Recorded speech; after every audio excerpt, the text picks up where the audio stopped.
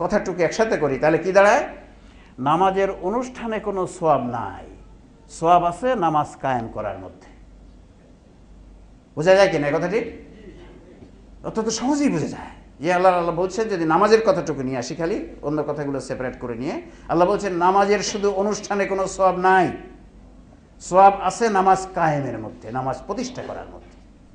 অর্থাৎ আগেরগুলো আয়াতের সাথে, আগের দুটো আয়াতের সাথে এটা মিলিয়ে যদি নিয়ে আসি তাহলে বলা হবে কি যে নামাজের অনুষ্ঠানে কোনো সওয়াব নাই, আমি নামাজের প্রতিটা অনুষ্ঠান থেকে শিক্ষা দিতে চেয়েছি, সেই শিক্ষাগুলো নিয়ে যদি তোমরা সেই শিক্ষা বাস্তবে কায়েম করো তাহলেই সওয়াব আছে। একথা কি বোঝা যায় না? একথা বোঝা কি খুব কঠিন? কঠিন নয়। আমরা যদি একটু একটু চিন্তাশীল হই, একটু গভীরে যেয়ে পড়ার চেষ্টা করি, বোঝার চেষ্টা করি, এটা খুব যে গভীরে যেতে হয় তা তো আমার মনে হয় না। কারণ আমরা তো, আমার কতটুকু কোরআন হাদিসের জ্ঞান আমাদের আছে খুবই কমই বলবো, তারপরেও তো আমরা এই কথাগুলো বুঝতে পারছি, বোঝা যাচ্ছে। সো এখান থেকে আল্লাহ অত্যন্ত স্পষ্ট ভাষায় বলে দিচ্ছেন যে নামাজের শুধু অনুষ্ঠানে কোনো সওয়াব নাই। সওয়াব তখনই পাওয়া যাবে যখন নামাজের অনুষ্ঠান করে প্রতিটা অনুষ্ঠান থেকে আমি যে শিক্ষা দিতে চেয়েছি সেই শিক্ষাগুলো নিবে এবং সেই শিক্ষাগুলো নামাজের বাইরে যে ব্যক্তি এবং সমাজ জীবনে প্রতিষ্ঠা করবে। তাহলেই তোমরা সওয়াব মানে কল্যাণ, তাহলেই তোমরা কল্যাণ পাবে। তাহলে এই নামাজের উপর অপূর্ব আনুষ্ঠানিক আমলের মাধ্যমে আমি তোমাদেরকে যে কল্যাণ দিতে চেয়েছি সেই কল্যাণটা তোমরা পাবে, আর তা না হলে পাবে না। দুনিয়াতেও পাবে না, পরকালেও পাবে না। দুনিয়াতেও পাবে না, পরকালেও পাবে না। আমরা যদি সূরা মাউনে যাই, 4, 5, 6 নম্বর আয়াতে যে সূরা মাউন আজকে তেলাওয়াত করা হয়েছে, ফাওয়াইলুল লিল মুসাল্লিন আল্লাযীনা হুম আন সালাতিহিম সাহুন আল্লাযীনা হুম ইউরাউন ওয়া ইয়ামনাউনাল মাউন। আমরা পড়ি, অনেকেই মুখস্থ আছে আমাদের, এখানে তেলাওয়াত আমরা করি। কি এখানে বললেন? ফাওয়াইলুল লিল মুসাল্লিন, ওয়াইল নামক জাহান্নাম সেই নামাজির জন্য। ওয়াইল নামক জাহান্নাম, কেউ ফাওয়াইলুল লিল মুসাল্লিন বলছে ধ্বংস যে এই নামাজির জন্য, একই কথাটা, একই মানে, ধ্বংস হোক বা ওয়াইল নামক জাহান্নাম হোক একই কথাই হলো। তাহলে ওয়াইল নামক জাহান্নাম বা ধ্বংস সেই নামাজির জন্যে, সাংঘাতিক কথা না? নামাজিকে আবার ধ্বংস। আমরা তো জানি নামাজ বেহেশতের চাবি, নামাজিকে ধ্বংস আল্লাহ বললেন কেন? কেন বললেন নামাজি ধ্বংস হবে? কোন নামাজি? আল্লাহ বলছেন আল্লাযীনা হুম আন সালাতিহিম সাহুন, যারা নামাজের ব্যাপারে বেখেয়াল। নামাজের ব্যাপারে মানে নামাজের সময়ের ব্যাপারে বেখেয়াল, যাচ্ছে বলে শেষ হতে এসে নামাজটা পড়লো কোনো মাঠে, তো নামাজের ব্যাপারে বেখেয়াল, যারা লোক দেখানোর জন্য কাজ করে। আন সালাতিহিম সাহুন আল্লাযীনা হুম ইউরাউন, এখানে নামাজ খালি নয়, যে কোনো কাজ লোক দেখানোর জন্য কাজ করে সেটা। ওয়া ইয়ামনাউনাল মাউন, এবং পাতিলের ঢাকনির ন্যায় ছোটোখাটো জিনিসও মানুষকে দিতে নিষেধ করে। মাউন মানে হচ্ছে পাতিলের ঢাকনি, সরাই বলি আমরা না, সরাই কোনো এখানে বলে পাতিলের ঢাকনি। এগুলো এই ছোটোখাটো জিনিসও মানুষকে দিতে নিষেধ করে, যে দিস না, গরিব হয়ে যাবে, দিস না। তাহলে কেন? ওই নামাজের এই 3টে কাজের সাথে কাজ না করার জন্যে, এই 3টে কাজ না করার জন্যে বা করার জন্যে তাকে জাহান্নামে যেতে হচ্ছে, তার নামাজ ব্যর্থ হয়ে যাচ্ছে, তাকে জাহান্নামে যেতে হচ্ছে। কেন? What is the relation? আমাদের বোঝা দরকার যে নামাজ পড়ছে ঠিক মতো, কিন্তু এই 3টে কাজ করলো না, তাকে জাহান্নামে যেতে হলো, তার নামাজ কবুল হয়নি। তার নামাজ কবুল হলো না, ফলে সে জাহান্নামে চলে গেল। কেন? এই 3টে হচ্ছে নামাজের থেকে শিক্ষা। না, এই 3টে কাজই নামাজের শিক্ষার মধ্যে আছে। কি শিক্ষা? সময়ের ব্যাপারে বেখেয়াল, মানে টাইমলি সকল কাজ করতে হবে, এটা নামাজের শিক্ষার মধ্যে আছে। কিভাবে আছে আমরা সেটা পরে আসবো, যে টাইমলি সকল কাজ করতে হবে। ট্রেন 9টায় ছাড়বে তো 9টাই ছাড়বে। ট্রেন স্টেশনে যে জিজ্ঞেস করার মুসলমানদের উচিত নয় যে 9টার ট্রেন কয়টায় যাবে। আমাদের তো এই অবস্থা যে 9টার ট্রেন কয়টায় যাবে। টাইমলি কাজ করবে। মিটিং শুরু হবে 3টায় আসবে। আল্লাহ তাই বলছেন, প্রথম হচ্ছে ওই নামাজি, যে নামাজি টাইমের ব্যাপারে খেয়াল নাই, তার নামাজ তার ধ্বংস। তারপরে বলছে যারা লোক দেখানোর জন্য কাজ করে, তাদের নামাজ কবুল হবে না।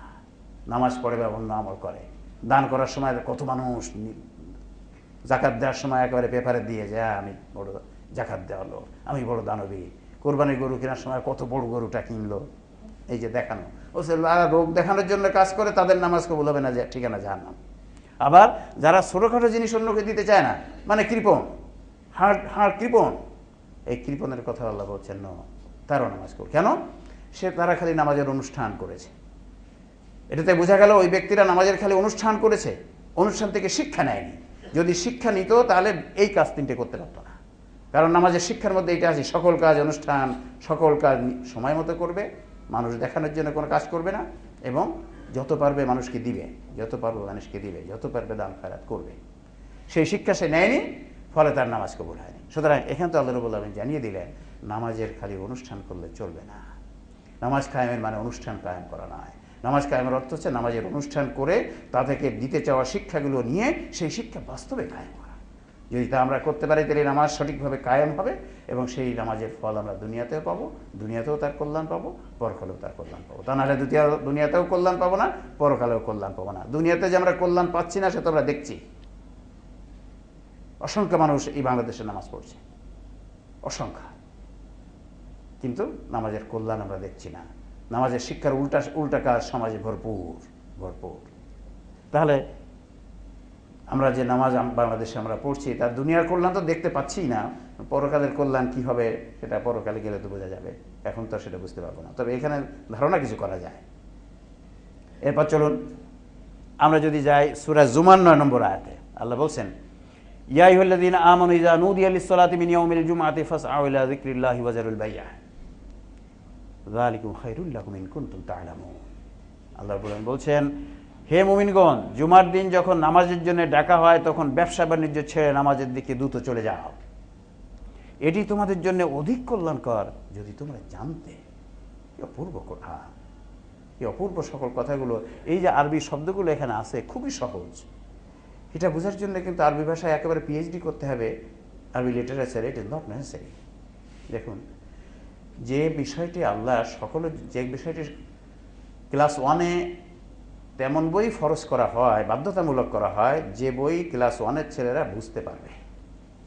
ক্লাস 1-এর ছেলেরা ক্লাস 1-এ কখনো মাস্টার ডিগ্রির বই কি বাধ্যতামূলক করা হয় না, কারণ ওটা ওদের পক্ষে বোঝা সম্ভব নয়। এই জন্য কোনো গভর্নমেন্ট বা কোনো স্কুল করে না। ক্লাস 1-এ ফরজ করা হয় এমন সাবজেক্ট, এমন বই যেটা ক্লাস 1-এর ছেলেরা বুঝতে পারবে। ঠিক আল্লাহ রাব্বুল আলামিন কোরআনের জ্ঞান অর্জন করাকে ফরজে আইন করেছে সকল মুসলমানের জন্য। সকল মুসলমানের জন্য কোরআনের জ্ঞান অর্জন করা ফরজে আইন। তাতে কি বোঝা যায় এখান থেকে? কোরআন এমন সহজ করে আল্লাহ লিখেছেন যে সকল মুসলমান একটু চেষ্টা করলেই বুঝতে পারবে, এই জন্যই ফরজ করেছে। যদি এমন হতো কোরআন ভীষণ কঠিন, পিএইচডি হোল্ডাররা ছাড়া বুঝতে পারবে না, তাহলে আল্লাহ কোরআন সকলের জন্য ফরজ করতেন না। ঠিক না বলেন দেখি? ঠিক কেন? অত্যন্ত সহজ কথা, এই কথাগুলো অত্যন্ত সহজ কথা, এবং কোরআনও আল্লাহ বারবার বলে রেখেছেন আমি কোরআনকে অত্যন্ত সহজ করে নাজিল করেছি। ফাইন্নামা ইয়াসসারনাহু বিলিসানিকা লাআল্লাহুম ইয়াতাযাক্কারুন, বারবার আল্লাহ বলে রেখেছেন। দেখুন এখানে কি বলছেন, হে মুমিনগণ, জুমার দিন যখন নামাজের জন্য ডাকা হয় তখন ব্যবসা বাণিজ্য ছেড়ে নামাজের দিকে দ্রুত চলে যাও, এটি তোমাদের যদি অধিক কল্যাণকর যদি তোমরা জানতে। বলছে যে জুমার দিন যখন নামাজের জন্য ডাকা হচ্ছে তখন তোমার ব্যবসা বাণিজ্য, ডাক্তারি, ইঞ্জিনিয়ারিং আছে যাও, পড়াশোনা সব ছেড়ে দিয়ে যাও নামাজের জন্য, মসজিদে চলে যাও। তারপরে বলছে এটি তোমাদের জন্য অধিক কল্যাণকর। ওই ব্যবসা করা, ওই সময় তোমার ডাক্তারি করা, ওই সময় তোমার চাকরি করা, ওই সময় অন্য কাজ করা যে কল্যাণ, তার থেকে ওই নামাজে বেশি কল্যাণ। ওই যে জামাতে নামাজ পড়তে গেলে এখান থেকে বেশি কল্যাণ, কথাটা আমাদের বুঝে নেওয়া দরকার, মানুষকে বোঝানো দরকার। কেন বেশি কল্যাণ? কেন আল্লাহ বললেন বেশি কল্যাণ? আমি তো ওই সময় অপারেশন করলে বেশ কয়েক হাজার টাকা পেতাম, আপনি ব্যবসা করলে ওই সময় তো বেশ কয়েক লক্ষ টাকা পেয়ে যেতেন, বা একজন বেশ কিছু টাকা পেত যে কোনো কাজ করলে। আল্লাহ বলছে নামাজে গেলে তোমাদের আরও বেশি কল্যাণ, ওখানকার থেকে বেশি কল্যাণ হতো। কী কারণ?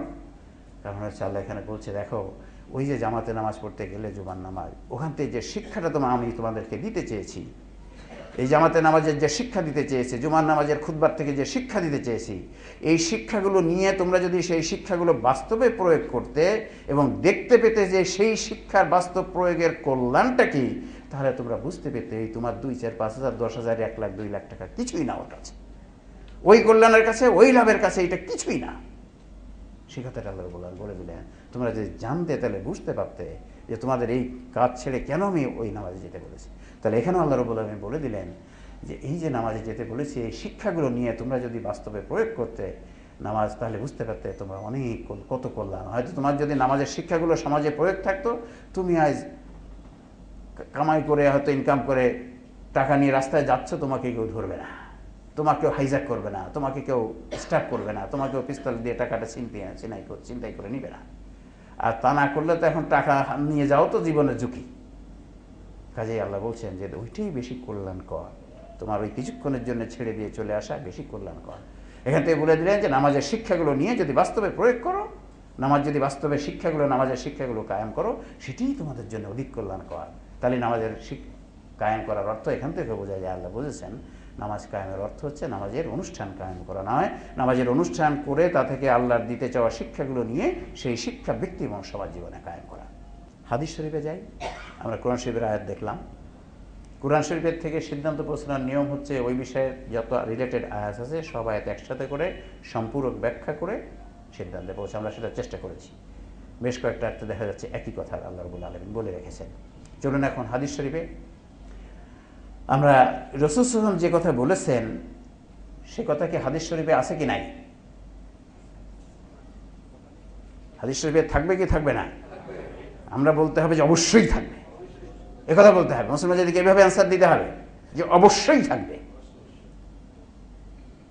এখানে দোদুল্যমান আমাদের থাকা চলবে না, কারণ এইসব ব্যাপারগুলো আমাদের কমপ্লিট ধারণা থাকতে হবে। কেন? রাসূল সাল্লাল্লাহু আলাইহি ওয়াসাল্লামকে পাঠানোই হয়েছিল কোরআনকে ব্যাখ্যা করার জন্য, কোরআনকে কথা, কাজ এবং সমর্থনের মাধ্যমে ব্যাখ্যা করার জন্য। ওয়ানজালনা আলাইকা যিকরা লিতুবাইয়িনা লিন-নাসি মা নুজিলা ইলাইহিম ওয়া লাআল্লাহুম ইয়াতাফাক্কারুন। আল্লাহ বলছেন এই যিকির মানে এই কোরআন তোমার পরে নাজিল করেছি কি কারণে? তুমি তোমার কথা, কাজ, সমর্থনের মাধ্যমে এই কোরআনকে ব্যাখ্যা করবে মানুষের কাছে, এবং মানুষেরা যেন সাথে সাথে সেটা নিয়ে চিন্তা গবেষণা করে। দেখেন দুটো কথা আল্লাহ পরপর রেখে দিয়েছে, যে কোরআনকে তোমাকে ব্যাখ্যা করে বোঝাতে হবে এবং মানুষরা যেন সাথে সাথে সেটা নিয়ে চিন্তা গবেষণা করে। খুব বোঝার বিষয় এখানে। তার মানে কোরআনকে ব্যাখ্যা করার রাসূলের কাজ ছিল। তাহলে এই যে কোরআন শরীফের এত কয়টা আয়াত আমরা দেখালাম, এই কথা কি রাসূল বলেন নাই? অবশ্যই ব্যাখ্যা করেছেন। আমাদের সেটা খালি একটু বের করে নিতে হবে। আর মানুষকেও সেটা বলছে, মানুষরাও যেন সাথে সাথে চিন্তা গবেষণা করে। এটাও একটা সাংঘাতিক গুরুত্বপূর্ণ কথা। কেন আল্লাহ রাব্বুল আলামিন রাসূল সাল্লাল্লাহু আলাইহি ওয়াসাল্লামকে ব্যাখ্যা করার কথা বলার সাথে সাথে মানুষকেও গবেষণা করতে বললেন? গবেষণা করতে এই জন্য বললেন, রাসূল সাল্লাল্লাহু আলাইহি ওয়াসাল্লাম যে সময় যে কথাগুলো ব্যাখ্যা করেছেন, তার সামনে যে মানুষগুলো ছিল, তার সামনে মানব সভ্যতার যে জ্ঞান ওই সময় ছিল, সেই জ্ঞান রিলেটেড ব্যাখ্যা উনি করেছেন, সেই জ্ঞানের উদাহরণ দিয়ে ব্যাখ্যা করেছেন। উনি যদি এমন কথা বলতেন যে যেটা ওই সময় ছিল না, তাহলে ওনারা কিছু বুঝতে পারতেন না। যেমন ধরেন আমি একটা জিনিস বলছি, রাসূল বলছেন একটা হাদিসে, তীরের মধ্যে রয়েছে প্রচণ্ড শক্তি, তীরের মধ্যে রয়েছে প্রচণ্ড শক্তি, তীরের মধ্যে রয়েছে প্রচণ্ড, তিনবার করে বলেছে। এখন আমরা যদি রাসূল এই কথা ধরি যে হ্যাঁ তীরেই আসল শক্তি আছে, কামানে বন্দুকে ওসবে কোনো শক্তি নাই, মিসাইলে কোনো শক্তি নাই, তীরে শক্তি না। উনি ওই সময় যদি বলতেন যে মিসাইলে প্রচণ্ড শক্তি বা ক্রুজ মিসাইলে প্রচণ্ড শক্তি, তা তো লোকেরা বুঝতে পারতো না। ওই সময় তীরের প্রচলন ছিল, কাজে রাসূল বলছেন যে তীরের মধ্যে রয়েছে প্রচণ্ড শক্তি। এখন আমরা বুঝবো কি না, রাসূল ওখানে বলেছে তীর মানে কি? তীর হচ্ছে মিসাইল, এক জায়গাতে নিক্ষেপ করলে আর এক জায়গায় যেয়ে পড়ে,